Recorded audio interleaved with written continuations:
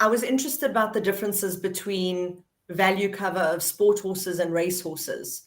Can we recap that quickly? I thought that was really interesting. Yeah, it is really interesting. So, you know, and again, the difference between the two businesses that we run, well, it's both horses, it's race horses and sport horses. So surely it must be pretty similar, but it is literally, they are almost inverse of one another. It's exactly incredible. So sport horse, for example, so let's say I have dear Pinky that I bought at the Callahoo auction. I'm going to keep him for 150 years, and presumably he's going to, if I do an okay job with him, increase in value year on year. So, you know, if I look back to when we started doing insurance for Callahoo, which was in our first year of business, I think 13 years ago, there are many of those horses that we insured on the first auction that are still on our books now.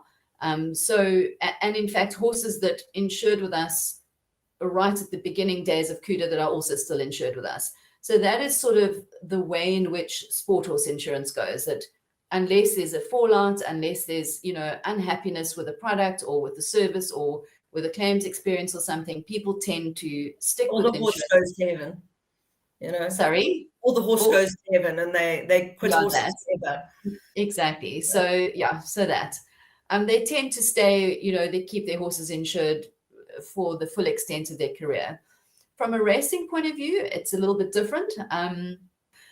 You tend to buy a horse at a often very high value, and it retains that value until such time as it goes to race, at which time its value could increase if it does really well.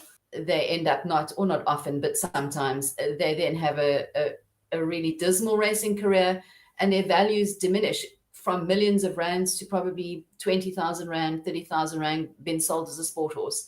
So yeah, it's, you know, and along with that, the insurance sort of only lasts while the horse really has good value.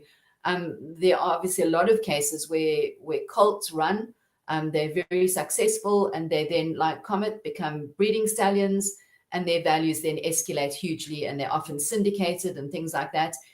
And in those cases, you know, the value, or the horse remains insured until well into his latter years.